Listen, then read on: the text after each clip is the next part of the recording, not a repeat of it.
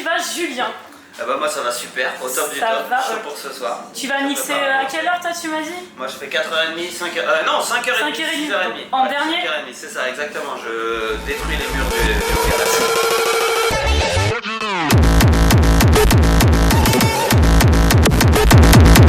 T'as mangé quoi ce matin? Ah moi je suis de la team Nesquik.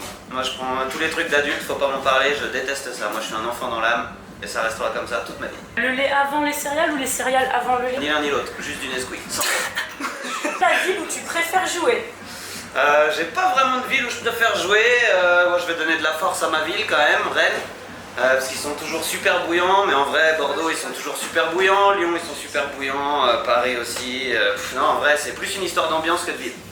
Quel est le style que tu préfères le moins et pourquoi? Que je préfère le moins, ouais.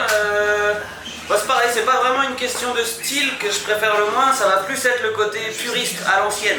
Tout ce qui est garder les valeurs à l'ancienne, on n'évolue pas trop, on reste dans la même fibre, faut surtout pas que ça change, ça me sort par les yeux. Moi ce que je kiffe c'est la nouveauté, essayer d'inventer des trucs, avoir des nouvelles sonorités et faire kiffer les gens à travers ça.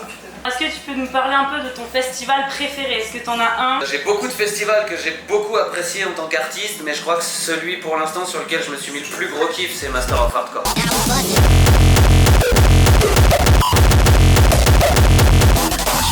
Un festival de légende et un retour des gens qui était juste incroyable. Ça se passe en fin mars en Hollande. J'y rejoue sur encore plus longtemps, donc ça va vraiment être un gros kiff, c'est cool. Raconte-nous une anecdote de scène incroyable. Ah bah tu vois, justement je te parlais du Master of Hardcore, et bah là-bas, dis-toi que quand je suis arrivé avec ma femme, je suis arrivé avec mon vidéaste, mes potes et tout. On est arrivé avant que ça commence, et du coup il n'y avait aucun son sur les scènes, tu vois. Donc j'ai déposé mon sac à un endroit qui n'était pas la bonne scène, parce qu'en fait on est arrivé, j'ai demandé au bar, et je me suis même pas plus renseigné que ça, j'ai fait confiance aux gens du bar.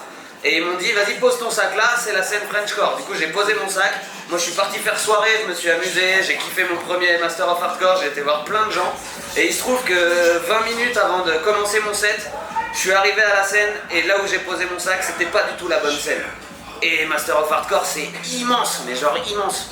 Et du coup bah, j'ai dû récupérer mon sac et courir le plus grand sprint de ma vie pour récupérer ma bonne scène et je suis arrivé 3 minutes avant de jouer avec mes clés USB, mon casque sur la tête, mais vraiment ouais, un coup de bol monstrueux, sinon je loupais mon premier Master of Hardcore et je m'en serais voulu longtemps je pense. Est-ce que tu penses rester dans le même style que tu fais actuellement, niveau musique, ou t'as des envies nouvelles, t'as envie d'explorer d'autres mondes on va dire?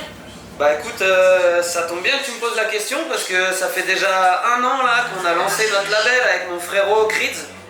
Et clairement, bah, c'est essayer de mélanger la hard music avec toutes les influences plus techno, trance et tout ce qui se fait dans le milieu musique électronique, mais pas forcément hard, et mêler justement des sonorités hard à ça pour amener le plus de gens à écouter du hard. C'est vraiment notre truc depuis quelques temps et on a envie de pousser ça fort.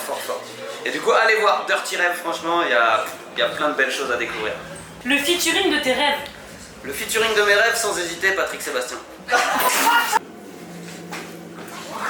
Salut Julien. Salut.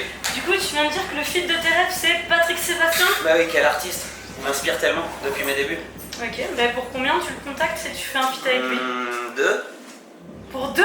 Pour 2. Tu connais le jeu? Ouais. Ok, c'est bon? Ouais. 1, 2, 3, 2.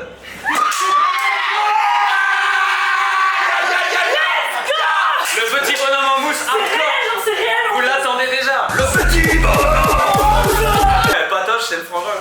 C'est le sang. Vraie réponse, le feat de mes rêves, c'est quand même Sub-Zero Project parce que ou N-Vitral, c'est vraiment deux artistes, enfin 3 artistes qui sont 2 dans Sub-Zero Project, mais ouais, vraiment il me colle de ouf. Patrick Sébastien, ça reste, c'est inatteignable quoi, c'est trop, c'est pour ça. T'as déjà eu un contact avec eux ou pas? J'ai joué avec N-Vitral une fois sur une soirée, mais j'ai eu très peu de temps pour discuter avec lui, il était pas mal pris, mais ça aurait été avec grand plaisir. 3 mots qui te viennent quand je te dis le mot musique.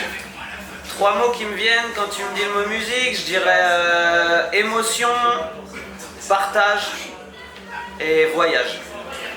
Parce que la musique, c'est d'abord envoyer des émotions aux gens, les partager avec les gens et les faire voyager. Et aussi, en plus, grâce à ça, dans mon métier, ça me permet de voyager, de découvrir du monde et c'est vraiment une folie pour moi, j'adore. Tu préfères Dragon Ball Z ou Naruto?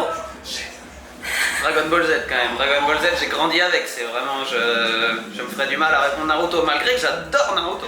Et Hunter x Hunter et Bleach et plein d'autres. 3 mots qui n'ont rien à voir, vite. 3 mots qui n'ont rien à voir, je dirais pelle, fauteuil et Desperados.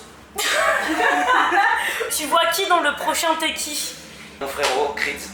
Ok, Un artiste qui, depuis une bonne dizaine d'années, avec qui j'explore tout style musical possible et avec qui c'est toujours autant un plaisir. Donc j'aimerais bien le voir, juste le voir te faire une petite caresse sur la tête comme ça, ce serait un kiff.